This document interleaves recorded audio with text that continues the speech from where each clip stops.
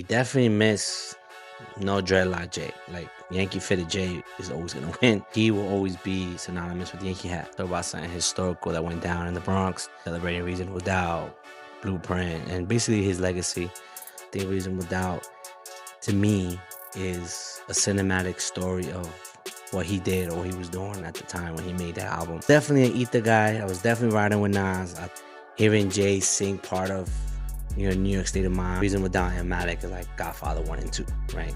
Homage to Biggie. I think that was definitely good to see. Eminem really body him.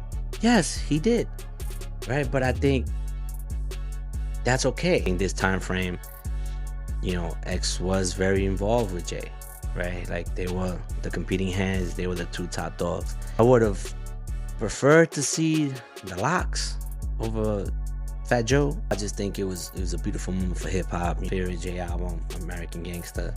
I like to hear everyone else's opinion on what they favorite Jay's album.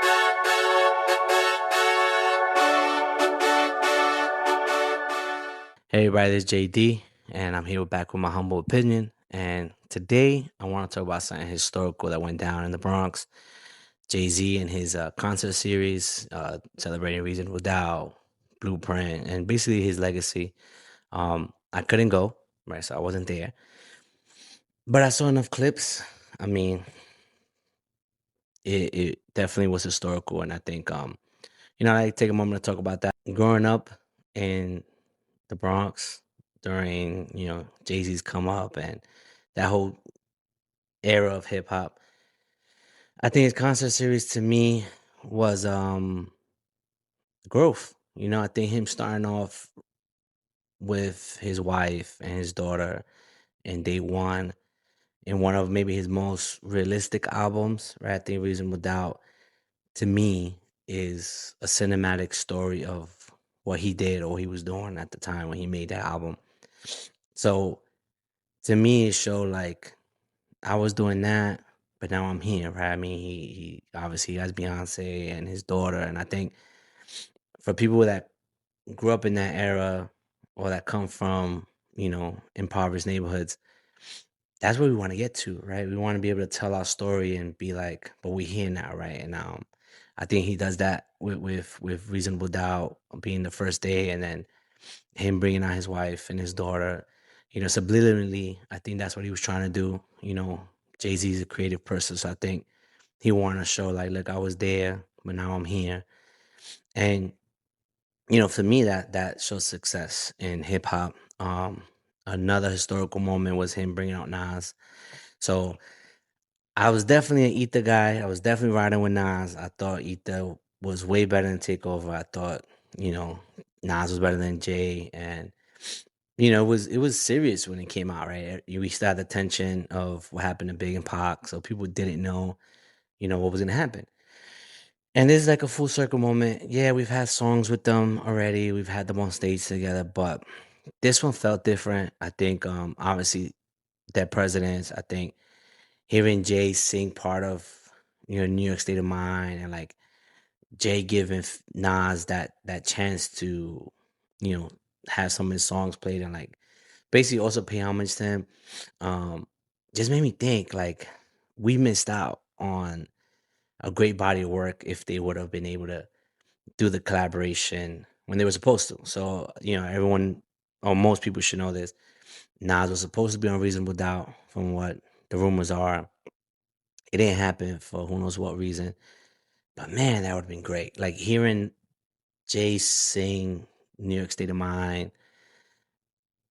I think the collabs we've gotten, they've been okay. Honestly, I don't think none of them have been amazing. I think the one on DJ Khaled's album was pretty good. The one with on Ludacris' album has also been pretty good. But if they would have done that when they were first starting out, like, Reasonable Doubt Jay, and like it was written Nas, man, that would have been amazing, right? That would have been a great body of work. And I think, sadly we missed out on it for XY reason. Obviously, Dead Presidents ended up becoming like a big deal about their beef, or at least a big line in Takeover was like, I know who I paid or whatever. And, MC Search already came on and explained how Nas owns part of that song or whatever. And it just became part of the story. And I think them doing what they did on that stage, to me, was just like a full circle moment. It showed maturity, growth in hip hop. And like I said, they've done it already, but this was like different. Because I think one thing Jay Z did with everyone that he brought, he kind of gave him a moment. Like, he also showed like we equals now. Like, I'm not over anybody, at least to me, right? It was kind of like everyone had their moment of rock, their own songs or whatever. So day one, that was cool. I think him paying, his respect to Jazzo, right? Everyone knows that Jazzo was basically his mentor. That's kind of where he gets the name from. And at least I don't recall him ever giving him that moment. So it was touching for him to see. Obviously, I think it would have been cool if Dame Dash would have showed up, but I think that beef is a little heavier, a little thicker.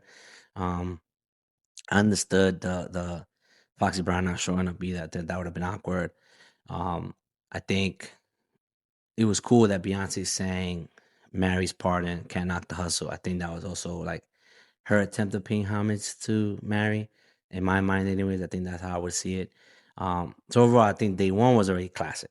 I was like, yo, that like I wish I was there, but I kept seeing clips. I was like, man, like he did a great job and celebrating, but also realizing like these paved that process, right? I think Jazzo, I'm pretty sure Nas at that time played a big part in him lyrically and like how he wanted to pursue this album.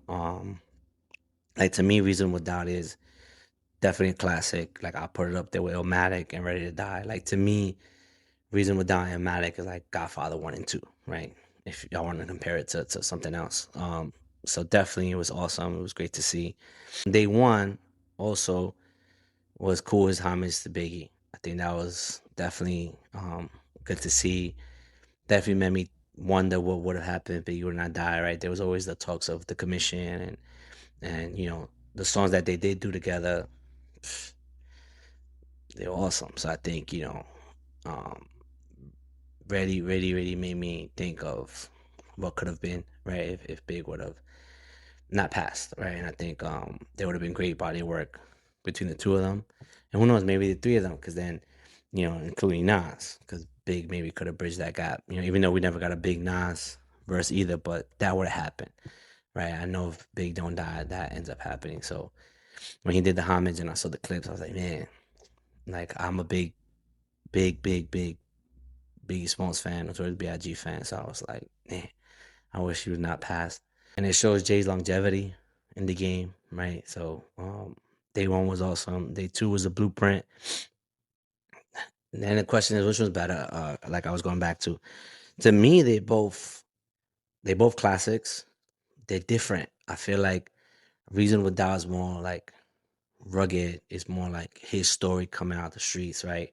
Whether how much is real, how much is fake. Like you play that and you close your eyes, you see a movie. Like at least I do. I feel like I'm in a movie, and I feel like it's a different body of work. It's just more raw. I think Blueprint in its own right is a classic album, and it has a lot of hits, and it's more like a more mature Jay, I guess, right? Because you got like Song Cry. Um, so it's a different album. Like if I had to pick one, right? I think if it's just me by myself and I'm just sitting listening to music, I'll probably throw in Reasonable Doubt.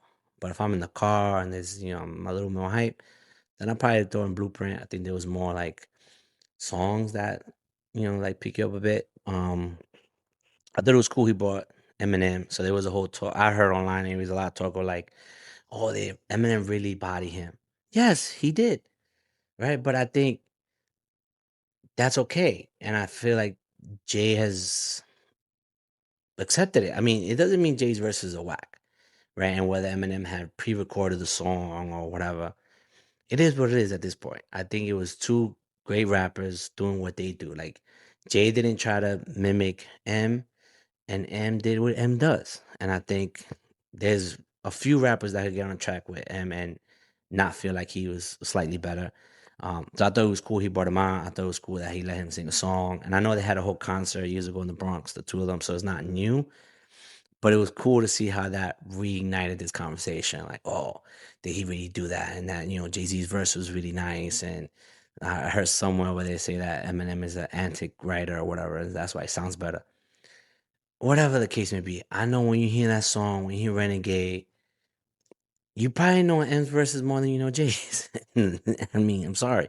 And Jay accepts it. I don't think Jay hates on it. I mean, it's a great song, regardless of who was better. And I think him always including M and always not like trying to run away from performing with M shows that he accepts it. Like whatever, his verses are fire. You know, if you take M's verses out, his verses are still fire. But M is on it, and M's verses are a little bit more memorable. So that's it. Um, but yeah, I thought that was cool. The whole Slick Rick and like you know, Yeezy and all the guests. It would have been cool to see, Kanye. It would have been cool to see. And I think in day one would have been cool. Maybe Snoop would have came to sing his. He samples him on a song heavily, like just to sing that hook would have been cool. But that's just me being a big wisher. Um, Day three, I thought it would have been, the DMX tribute was dope. I thought, it, it it was just right. 'Cause I think this time frame, X was very involved with Jay, right? Like they were the competing hands, they were the two top dogs. And there's songs to prove it, right? So I think it was cool for him to do that moment. I think when X died, there wasn't a lot of Jigga around, right? Like I didn't see him in a lot of the stuff. So that moment felt special. I would have preferred to see the Locks over Fat Joe, right? I think Jada and the Locks have songs with Jay that are classics from that time period that would have been dope to see. But Jada and Fat Joe coming out was cool, and singing New York was cool. But I think it would have been cool to see Jada, show everybody, because right now there's whole conversation with some other rapper talking about he could take on Jada or whatever the case may be. Like Jada's been doing this for a long time, and Jada's top five did a lot for a reason. So if he would have had a moment, showing the body work he even has with Jay Z, whether it's been a while, would have been cool. But Fat Joe coming on, them singing New York, is always gonna win. Is always gonna hit. So kudos for that. Um, Overall, I just think it was a beautiful moment for hip hop. He brought Rihanna outside, which he didn't do. He brought Usher, Alicia Keys. So like he definitely brought a lot of guests. But besides that, it just shows how great of a rapper he is. It shows how long he's been doing this. It shows how we definitely miss no dreadlock Jay. Like Yankee fitted Jay is always gonna win. So I thought that was awesome to see. I just think moments like these, I sit back and I realize like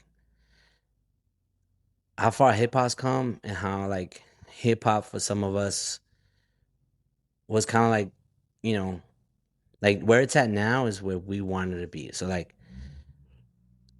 my personal growth, I've grown from where I was at, to where I'm at now in life, and hip hop has too. We've matured, right? I think obviously there's the young hip hop that isn't mature, and there's the younger audience that hasn't. But for someone who remembers listening to this album probably on a corner somewhere, on a CD player, on a train, mad at the world, and then sit back and see like, man, he did it. Look, he had his wife, he had his kids, he's in Yankee Stadium. Now I look back, I'm like, I did it in my own way, right? Like, and I know a lot of people feel that way, like the maturity and the growth and stuff. And it was beautiful. Obviously, I would love to have been there, but being able to see it online, thank God for technology, you could still see that, and I think, we've had a few moments like that, like the whole 50-year hip hop thing was also cool, but it was cool that Jay got his flower. It was cool that Jay did it in the Bronx, because at the end of the day, he will always be synonymous with Yankee Hat, man. I think Empire State of Mind is another song that is always going to resonate with New York. So I'm definitely, it was definitely cool to see. You know what I mean? So um, for more moments like that in hip hop, just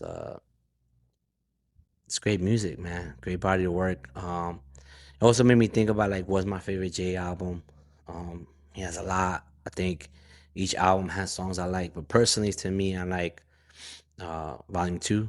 like with Hard Knock Life. Like I like that album, the one with Jermaine Dupri, Money in the Thing.